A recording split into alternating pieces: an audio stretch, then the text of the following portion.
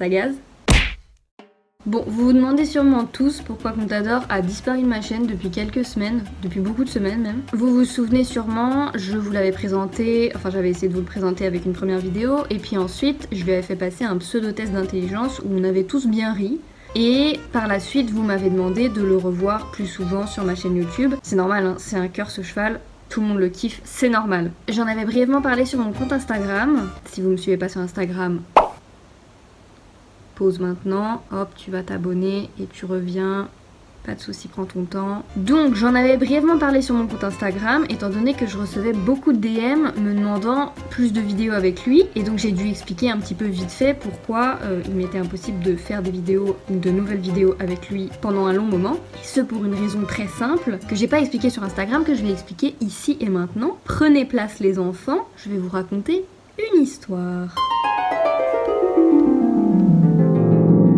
Il était une fois un grand dadais et sa cavalière qui s'amusaient beaucoup ensemble. Ils galopaient dans les champs, ils sautaient des obstacles, lui courait après elle lui faisait des bisous, lui allait en prairie, elle étudiait pendant qu'il était en prairie. Bref, tout baignait dans la baignoire. Mais oui, j'ai bien dû m'apprêter un peu pour me mettre dans la peau du personnage, sinon c'était moi qui parlais de moi à la troisième personne. Vous captez bien le malaise. Donc, je disais, les deux zouzous s'amusaient bien et tout baignait dans la baignoire. Quand tout à coup, le grand dadais s'est mis à boiter.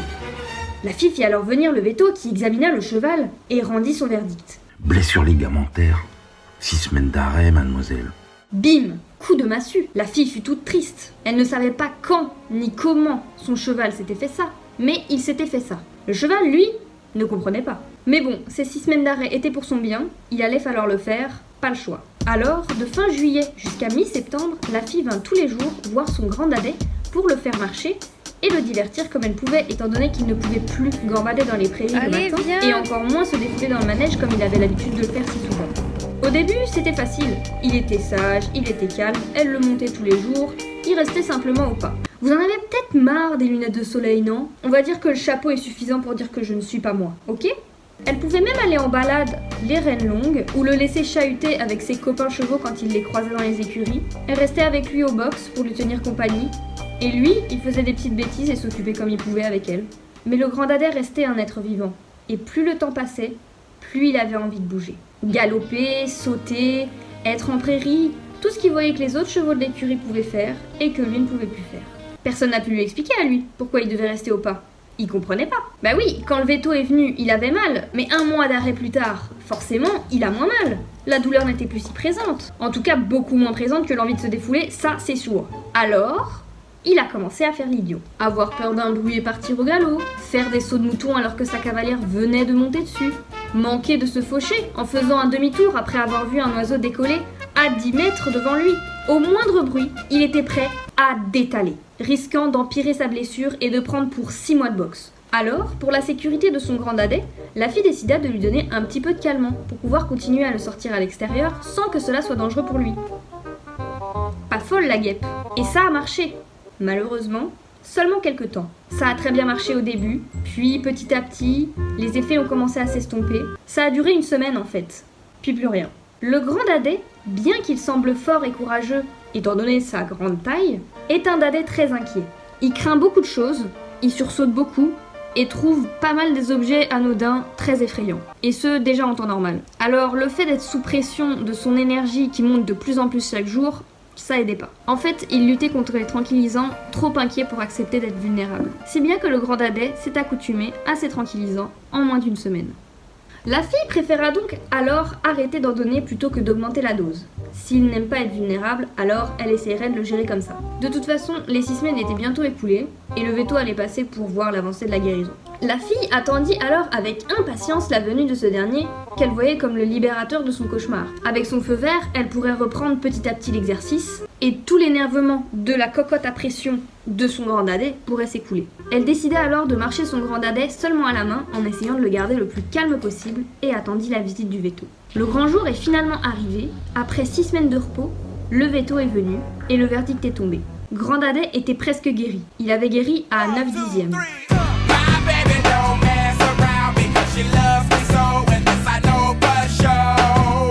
Mais 9 sur 10, ça veut dire qu'il en manquait 1/10 pour pour pouvoir reprendre l'exercice en étant sûr que la blessure ne reviendrait pas 3 mois plus tard. Il fallait alors attendre 4 semaines de plus. Le veto est reparti en donnant rendez-vous à la fille dans un mois. Rebelote. La fille fut triste et le grand dadais ne comprenait pas. Pendant ces 4 longues semaines, elle continua de venir tous les jours. Elle décida de faire tous les jours les mêmes actions, dans le même ordre, pour que son grand dadais comprenne que tous les jours seraient les mêmes. Pas d'effet de surprise, pas d'excitation, pas de danger.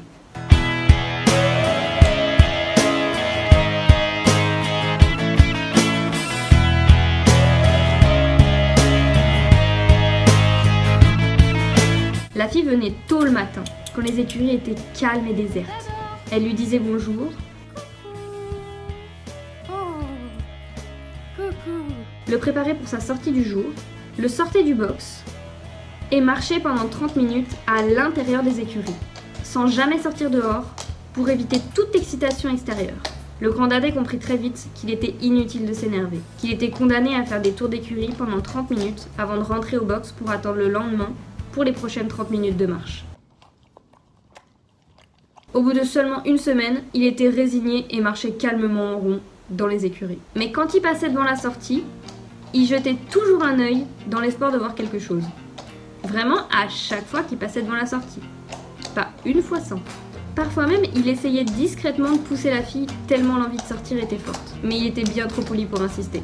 Elle le savait qu'il voulait sortir dehors. Voir les oiseaux, manger l'herbe, voir les vaches. Faire autre chose que le tour du carré des écuries. Mais pour sa sécurité, il valait mieux pas. Après la marche, la fille le rentrait au box, lui donnait quelques carottes pour le féliciter de son calme et de sa patience, et s'affairait à essayer de soigner au mieux possible sa blessure avec de la glace qu'elle laissait poser une dizaine de minutes. Pendant ce temps d'attente, voire même un peu plus, elle restait avec lui pour lui tenir compagnie. Elle voulait être présente du début jusqu'à la fin de sa visite, pour que sa convalescence soit le moins pénible possible. Le grand dadais, lui, il aimait bien ça. Il aime bien la fille en même temps. La fille aussi, elle aime bien son grand dadais. Ils s'aiment bien, quoi. Elle l'aime tellement qu'un jour, elle a décidé de goûter son complément alimentaire qu'elle lui a acheté spécialement pour sa blessure.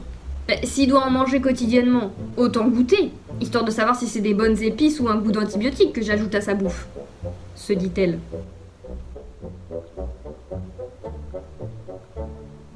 L'expérience était plutôt moyenne. 3 sur 10 sur TripAdvisor. Elle a pas recommencé le lendemain. Ew. C'est pas bon. Pendant tout ce temps de convalescence, la fille prit immense soin de son grand dadais. Elle essayait de rester devant lui la plus motivée et encourageante possible. Mais si ses actions, ses soins apportés et son attention étaient tous les jours les mêmes, il en était tout autre pour son moral et ses émotions à elle. On est le dimanche 20 septembre. Je viens de terminer ma 3e session pleurs. Il est 12h30. Je me suis levée à 9h. Je me suis levée à 10h. Certains jours, l'angoisse que son dadais ne guérisse jamais était omniprésente. Je pleure parce que mon chevalier est blessé. C'est pas facile tous les jours. Parce que le fait de rester dans son box 24 heures sur 24 fait que y a des effets secondaires. Accumuler les uns sur les autres commence à devenir ingérable. Et fait que je suis inquiète parce que trop d'effets secondaires font qu'il guérira pas. Enfin, font que j'ai peur qu'il guérisse pas.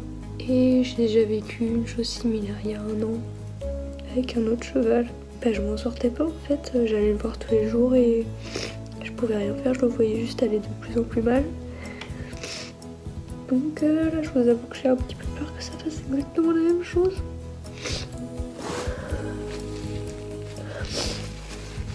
Tous les scénarios catastrophes tournaient en boucle dans sa tête. Il était impossible d'imaginer un futur joyeux, un futur dans lequel son dadais serait guéri et heureux. Elle psychotait sur des détails, tout lui semblait si compliqué. Elle voyait pas la fin du cauchemar. Donc là je suis vraiment inquiète. Inquiète d'être inquiète. Parce que si je suis inquiète, ça veut dire que c'est inquiétant. Mais fort heureusement, les jours se suivaient et ne se ressemblaient pas. La semaine était comme une montagne russe des émotions. Le dimanche était tristesse, le lundi était joie. On est quel jour? On est lundi 21 septembre et c'est 2 salles, 2 ambiances par rapport à hier. Le moral est bon, voire très bon. J'ai été voir Contador, il était content de me voir, je lui ai fait des papouilles, je l'ai sorti, tout allait bien, tout va bien, j'ai bon espoir. Aujourd'hui je l'ai vraiment bien senti et... ouais. Ouais, aujourd'hui c'était une bonne journée. Le mardi était inquiétude. Le mercredi était espoir. Jusqu'au fameux jour. Le jour de la venue du veto. Un peu d'excitation survivait depuis l'annonce de sa venue, mais le jour J était stress. Seulement stress. Que stress. J'ai peur. Si ce jour-là, Grandadé n'était pas guéri, ça voulait dire qu'il guérissait très lentement, et alors que l'attente serait encore sûrement très longue, et que les risques que la blessure revienne seraient très grands. Si ce jour-là, le veto donnait pas son feu vert, ils devraient tous les deux continuer leur train-train quotidien qui rend le temps si long et les journées si plates. Si ce jour-là, la blessure était encore présente, la fille n'aurait même plus su quoi faire pour occuper son cheval et lui remonter le moral. Le jour J est donc arrivé, le veto a débarqué, il a de nouveau examiné le Grandadé, qui, soit dit en passant, était très content de voir l'extérieur des écuries et les vaches au loin dans les champs. Si content que la fille faisait presque office de drapeau au bout de la longe du Grandadé. La cocotte du Dadais était vraiment pleine. Il a quand même daigné coopérer pendant toute la visite, et le veto a pu donner sa conclusion. Après l'avoir donc longuement observé se déplacer, il a finalement annoncé « Il va bien. Il peut reprendre l'activité en suivant un protocole. Je repasserai d'ici 6 semaines pour voir son évolution. Et vous donner l'autorisation de travailler normalement et de reprendre le saut si tout est ok. Ok ? Enfin! Enfin! Enfin! Pardon, je suis sortie du personnage. Bon, c'était pas fini, mais c'était le début d'autre chose. La fille était heureuse, vraiment heureuse. Pour elle, mais aussi et surtout pour son Grandadé. Elle allait respecter le protocole à la lettre et accessoirement essayer de lui faire respecter à lui aussi parce qu'apparemment il avait une fusée qui lui avait poussé au cul durant ces 10 dernières semaines. Ça allait être dur, mais ils allaient le faire. Aujourd'hui, je vous parle, ça fait...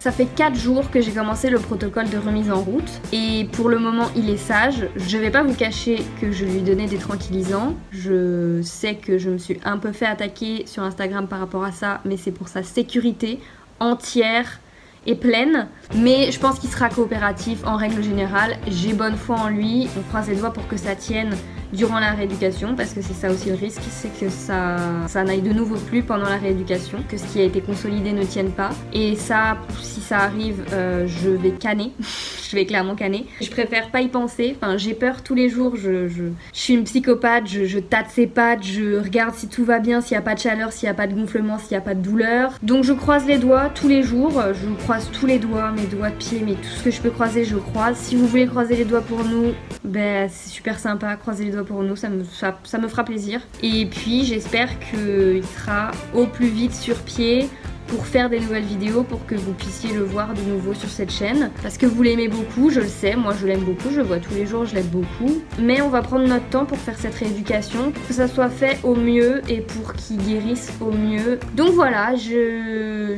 rien d'autre à dire pour cette vidéo. J'espère qu'elle vous aura plu. Si ça vous a plu, n'hésitez pas à me le dire dans l'espace commentaire, comme d'habitude. À vous abonner aussi, mettre la cloche, tout ça, ça vous connaissez. Et puis bah, on se dit à une prochaine pour une prochaine vidéo. Et jusque là, portez-vous bien, prenez soin de vous, prenez soin de vos proches, et puis bah voilà, ciao, bye bye.